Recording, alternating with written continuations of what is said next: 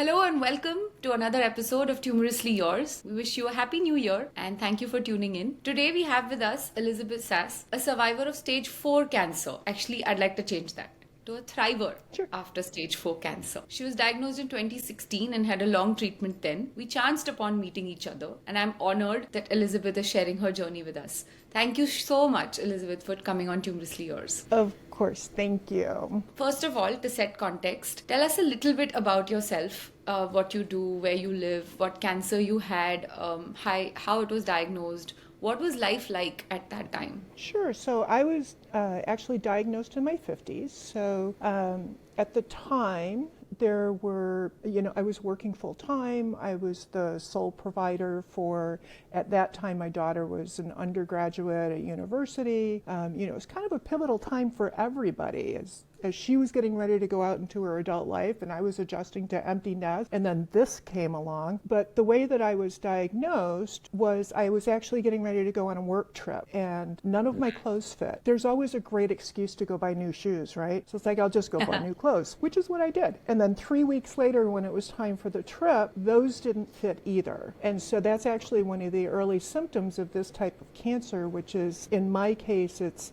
signet ring adenocarcinoma of the appendix. And a lot of people hear appendix cancer and they think it's easy because you just take it out and you're done. The difference is that this cancer spreads in a very different way than most other cancers do. It's like if you took a can of soda and shook it up and then opened it up, it would just like spray all over your living room. That's what this is like. Where a lot of other cancers are like, it's like spilling the soda. It's still terrible for the room, but you can, replace the carpet and not like the sofa and all your furniture. So that one symptom was really the only thing that I had. And by the time I got to where I was going, I was in a lot of pain, having a hard time breathing, having a hard time walking, and you're surrounded by colleagues, people in your industry, and trying to calculate how can I get around this without, sort of letting on that I'm not doing well.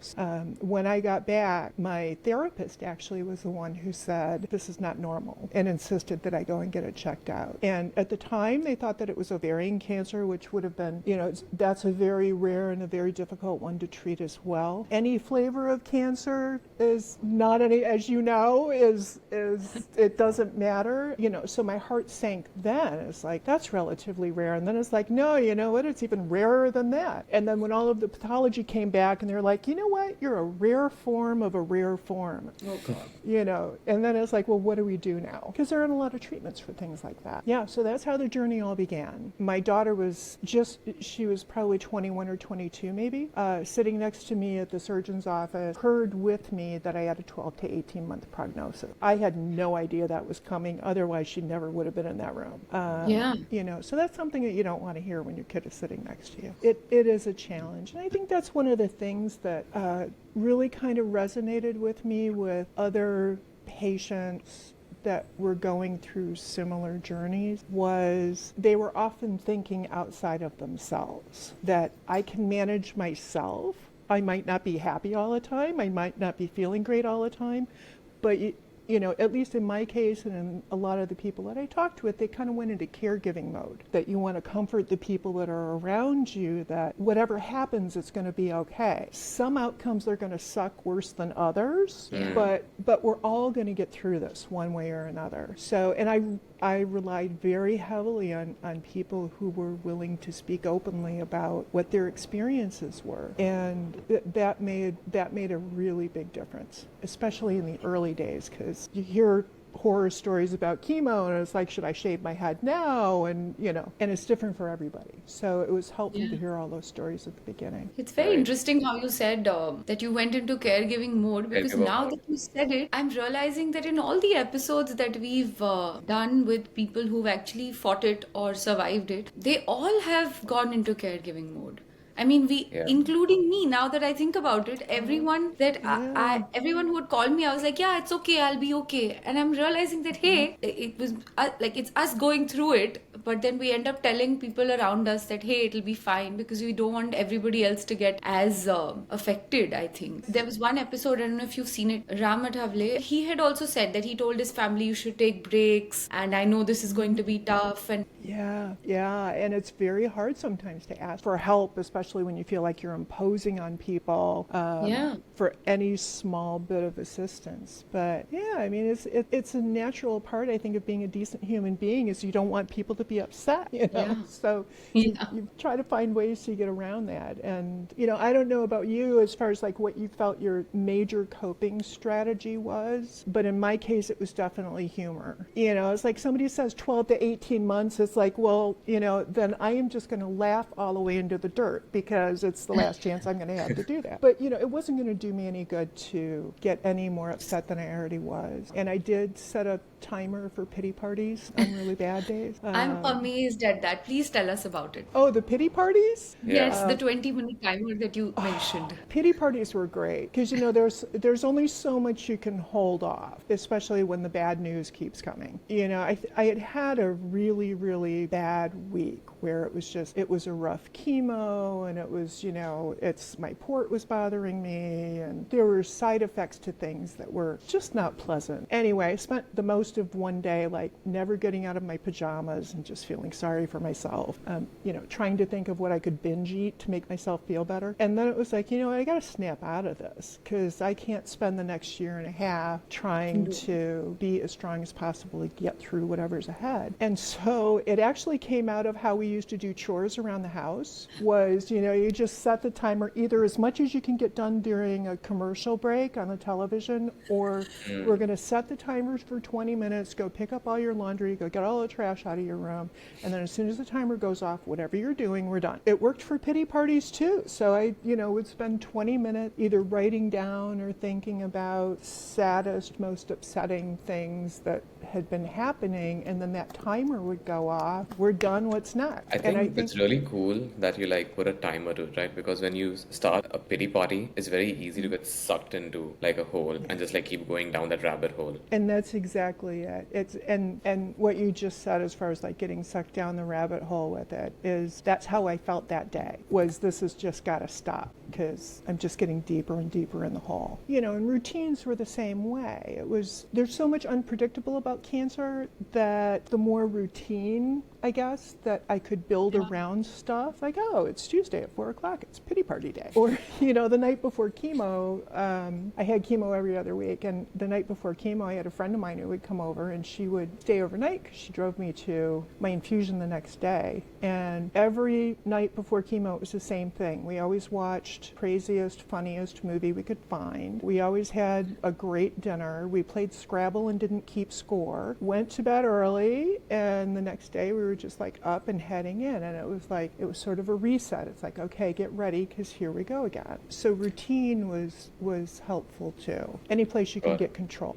So when the diagnosis happened, and that too post the age of 50, what were your first thoughts when you heard the words from the doctor, and how did you cope with it? How did you tell your daughter about it? Well, she was sitting right there. One of the things that other patients had told me was to take someone with you to, keep notes during sessions, because it will all leak out of your head by the time you leave and you'll forget to ask and that sort of thing. So this particular time, she was my note taker for that appointment. She had taken 6 months off of school to kind of help me through things. So when I heard it, it didn't really sink in. The next reaction, it wasn't going to do me any good to fall apart, so it was, what do we do next? I don't think it really hit me until I had to tell my mother. And then it was, because my daughter was being stoic, we were going to be with each other 24/7, so we'll find ways to talk about it. But, having to tell my mother was a very, very hard thing to do. And, I don't know what your experience was in talking to people about it when you were diagnosed, but right up until probably just a couple of years ago, I had a script when I told people, because most people had the same kinds of questions. I don't know about you, but it seemed like every 10th person was, well, if you just juice carrots like every day, like all the way through. It's like the carrot juicing people. There were habits to unlearn too, which was not to make fun of the carrot juicing people, but And everyone becomes a doctor. People said don't have milk, don't have lactose, don't have gluten, don't. I was like, hello, what am I going Yeah, to eat? I'm already exactly. suffering. Yeah, it's like, don't deny me that. So, Yeah. Don't have chocolate, don't yes. have sweet. I was like, oh my God, I'll just stop. I'll just stop eating, drinking, everything. Let's just have carrot juice. That's enough. Right, exactly. Exactly. Well, and then the number of people who would say, "Oh, my aunt had something like that and she died." Yeah. You know, it's Oh my like God. Yeah. it's like, well, I feel better now. Can we just like cut Thanks. this one You short? shouldn't. Yeah. And part of it is because I don't think we talk about it enough, which is why I love what you're doing. You know, because yeah, there's such a mystery to it. So, another question that I want to ask you, which you already did mention a little bit about, is being a single parent. Now, it's very tough. And just for context, my mom's a single parent too, and has had to deal with all our tantrums, financial troubles, and so many things, Sure. without a partner. And you had cancer stage 4 on top of all those struggles. So, Right. first of all, kudos to you. Thank you. And Yeah. but what I want to know a little bit is about your mental health. What were you doing to kind of stay sane? I will say that because of some of the challenges of being a single parent and coming from being raised by a single parent, I was already in therapy. The only thing that we did differently was, we started seeing each other every week instead of, like once a month. My therapist already kind of knew the background of everything. There was no need to visit parts of life because she understood how things were probably gonna hit me and understood the relationship with my mother and with my siblings and that sort of thing. So that was an easy ramp up. And I will say that having a therapist as part of your care team when you're going through something like that, if you're going into caregiving mode, it might be one of the kindest things that you do for the people around you is to go get the therapist. I think with my daughter, after that initial shock of the 12 to 18 months, then with, chemo was going fairly well. But as a single parent, thanks to the American healthcare system, I was scared to death about losing my job or not being able to return to work. So that was first and foremost. And then, of course, being the primary support for my daughter was a big thing there. She was getting ready to go to grad school, and it was going to be, across the country. It's like, how do we manage this? She was really a rock, just fantastic through the whole thing. I think it's interesting, and I don't know if your experience was similar, where there were people who became heroes that I never would have expected. The woman who used to come and stay the night before chemos, we were casual friends. We went to concerts together and went out to lunch once a month. And then she had actually been a hospital chaplain before she retired, and she was quite a bit older than I was. And then she just went right into hospital chaplain mode and, kind of took control of the night before. So, and there were a lot of people like that. And I think there were people that, you would expect them to be understanding. You would hope that they would be understanding and supportive, but then they would kind of go a step further and find ways to do the small kindnesses that made such a big difference. But Yeah. I think the whole job and insurance thing was looming large as a single parent. And I was very fortunate to have a great boss, but I also didn't want word to get out about what I was going through because it becomes an easy, well, do we want her on the project? Because she might not be here and, It changes people's perception. It definitely Yes. does. I was also starting to realize that, when they say that, 99% of people don't make it through whatever this experience is. And it's very hard to wrap your head around, oh my God, 99% don't make it. It's like, well, what happens to the other 1%? Somebody's got to make it.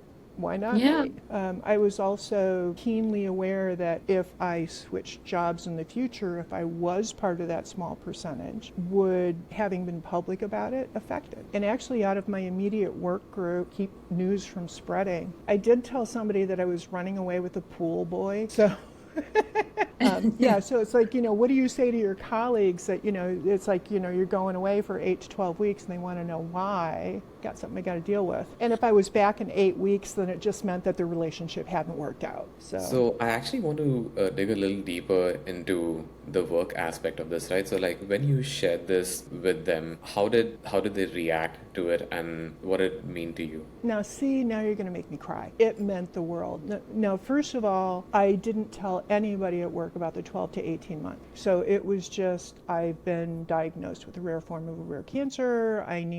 I'll still be working full time through chemo, but I'll be taking Mondays off for that. We'd all worked together for so long that, I mean, they really did just kind of surround me with love, and they were fantastic. And my boss was the same way. You know, the other part that I think made a big difference was that the benefits package that I had at the time was a great benefits package. So, you know, it was 100% of your salary for the first X number of weeks. And I did have a hard time kind of tuning work out. Trying to find where the right boundaries were was a big part of it. So I knew that outside of my immediate work group, the people that if I didn't talk to somebody more than once a week, then they were in that next circle out. Immediate circle kind of knew that I was going out. They knew it was cancer. They knew that it was going to be this weird procedure. Next circle out knew I was taking some time off for a medical reason. And then the next circle out from that, which were the people that, you know, you might run into in a quarterly business review, those people probably didn't even know I was gone. I did, for key stakeholders that I owned the relationship with, I did tell them that I was going to grant them 3 wishes before I went out on leave. So you know how it gets at work, where the list just kind of keeps on growing.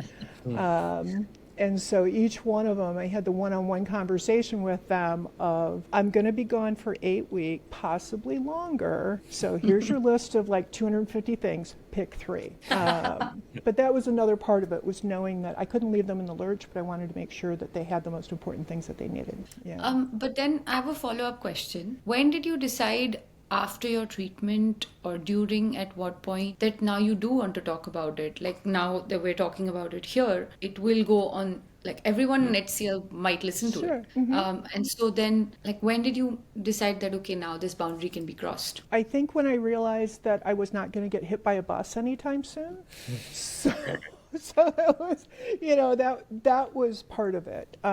So once I got past a certain point, like the 5-year mark, then I felt a little more comfortable talking about it. And that's also about the same time that I found out that there may be a cancer cluster where I live. Not only find a good and ethical company, but also find a place that's free from any environmental hazards, just in case. There is a high degree of rare cancers, not just this one, near where I live because of some radioactive waste that apparently has been burning underground for a long time. But another thing that you did say a little bit earlier was that you had prepared your daughter for an impending possible loss, which I'm really glad she didn't have to see. But what was that like? Like how do you do that? Because single parent, so it's not like you can get your partner to do this. You have to do it. Exactly. It was actually sort of a natural approach based on what our relationship was already. You know, I had been raised by a single parent, and there were a fair number of family secrets in that family. And so one of the things from the time my daughter was little was that, not going to lie to you, I'm not going to hide anything from you. You know, you may as well know all about the crazy grandparents or whatever it might have been. She knew that if I wasn't talking about it, there wasn't anything to talk about. There wasn't anything being hidden. It was a fine line with things like, you know, adding her to the bank account, you know, transfer upon death kind of thing. And it was, you know what, we might not need to do this at all. And I may need assistance afterwards doing these things. So it might not be the dire scenario. It might just be that I'm going to need some extra help through recovery. And actually I did. Quite a while with the neuropathy, I wasn't able to write. I'm left-handed and I wasn't able to write. So she was like writing out copay payments and stuff. Yeah, things like power of attorney, the bank accounts and things like that were challenging. And really the thing that kind of made the difference was just our relationship was already built on trust, and it was already built on being open and honest with each other. Neither one of us had to change how we talked to each other. We were just talking about a much more serious topic than, are we going to adopt a puppy? I see you've not lost your sense of humor. I love it. You can't. You can't. You should never. I mean, I think it's Yeah, you the should best never. You should coping never. mechanism ever. I agree. I mean, it's a coping strategy. I don't think it's really avoiding anything. It's just And laughing through things just makes them so much easier to deal with. It's not like you're not going to deal with it, but it's just like 5% easier because now you're laughing at it through it. Oh yeah, exactly. I mean, I'm still mad that, you know, I want like my old clothes back. Yeah, like I keep saying that I really miss being bald because I lost all my hair, and at that point I didn't have to think of shampoo, conditioner, serum, nothing. It was one face wash that just worked throughout, and Yeah. now it requires, oh, you have to style it and you have to wash it, and I'm like, this is so much effort. A few days after, oh, my hair's looking oily. This is not, every day was a good head Right. day for all Yeah, those months. exactly. So I did tell my oncologist that it was the best and most expensive perm I had ever had, because my hair came back curly, and it came Same. back curly, and it's like, thanks for the perm. You mentioned that you immediately jumped into problem solving mode, right? Like when you got to know about the diagnosis. But then, there are times where science doesn't have an explanation Right. for what we are seeing, what we are observing. So in those times, what sort of reasoning would help you get through those times? So I'm not an extremely religious person. I do believe that there are powers in the universe. And I will say that, especially with some of the challenges along the way, the bad diagnosis and then the worst diagnosis and then the really, really worst diagnosis. Right. It was a very skilled medical team, but there were also obstacles that got swept aside that, I don't know, I must have been really nice to somebody when I was a kid, because it came back. But yeah, I mean, and I just have to believe that there's healing strength or power either from the community that's caring about you and creating that sense, or sort of the realization that you're a tiny little speck in the universe, and the universe probably has more powers than I'm aware of. And for those things that couldn't be explained by science, that's where I went, was that there are so many things that we don't understand. Whatever gets you Yeah, and through a whatever day. works in that time is making you, whatever makes you feel hopeful about the situation, I think is okay. Like, I don't think there's a right way to do this anyway. Yeah, exactly. The next question I have, I'm going to set a little context. So I think coming close to knowing that you may not make it makes you celebrate life a lot more. And you had mentioned that you celebrate your second birthday in June, which is the completion of surgery, and I really like that. Right. So, but I want to know, what do you feel, and how, like, why do you do it, and how has that changed from year one after completion of treatment to now year 7, 8? Good question. So the first one is that the celebration part, I think, is really important, especially when you're facing any kind of challenge. Yeah. Whether it's health challenges, relationships, you just find your little victories where you can find them. We also have 3 house rules that have been around for a long time, and one of them is you always have a bottle of champagne in the fridge, because you never know when you're going to have something to celebrate. So, I love it. And we've gone through a few bottles of champagne. I think the thing that I'm disappointed in myself about is I haven't climbed any mountains. I haven't, I haven't like changed the world in some massive way. You have climbed metaphorical mountains. Like you've climbed one of the biggest metaphorical mountains ever. So, Thank you. I And you are appreciate, changing the hadn't really world thought by about sharing that. your story. yeah. Yeah. These are, I mean, I don't think anybody does it overnight. I think this is how it happens when you tell somebody and somebody will hear your story and feel hopeful. You've changed the world a little bit. Yeah. Thank you for that. That actually does help. That does help. Because yeah, there are some days when it's like, you're still in your pajamas at noon going, I really should be out, like, I don't know, handing Doing out food at things. the church. Yeah. Life is hard enough, right?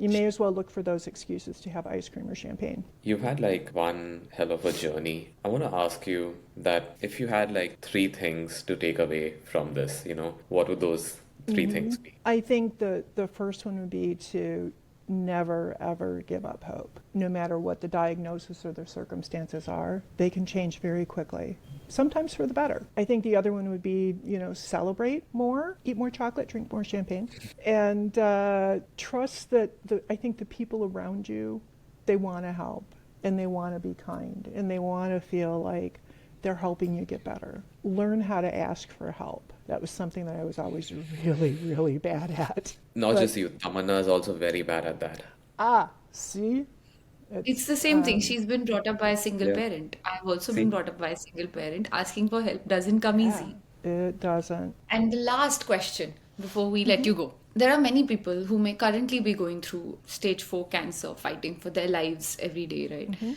What is the one piece of advice you would give them now that you have recovered, despite all the statistics that said otherwise? First and foremost is always stay away from Dr. Google. Many times the studies that have the most dire outcomes documented, the studies were done so many years ago, and so much progress gets made every day. That would be a big one. Just trust your care team, and if your gut says don't trust your care team, go find a different care team. But trust your care team. Thank you so, Yeah. so, so much for Aw, taking my out the time, for pleasure. sharing your journey, for everything. Because Sure. it personally also it has been so nice to talk to you, and it's been Yeah, lovely. You thank you so much. We too. It's really, really great. appreciate you, sharing your story with us. Thank you for doing what you guys do. As cancer survivors, in a way, nobody knows when they're going to step outside their front door and get hit by a bus. Yeah. I think in our case, we kind of sort of know at least like what's written on the bus, Yeah. and it is a reminder that Every day. denying yourself the things that make the world a little bit better, which chocolate definitely does. Um, you Fully know. agree.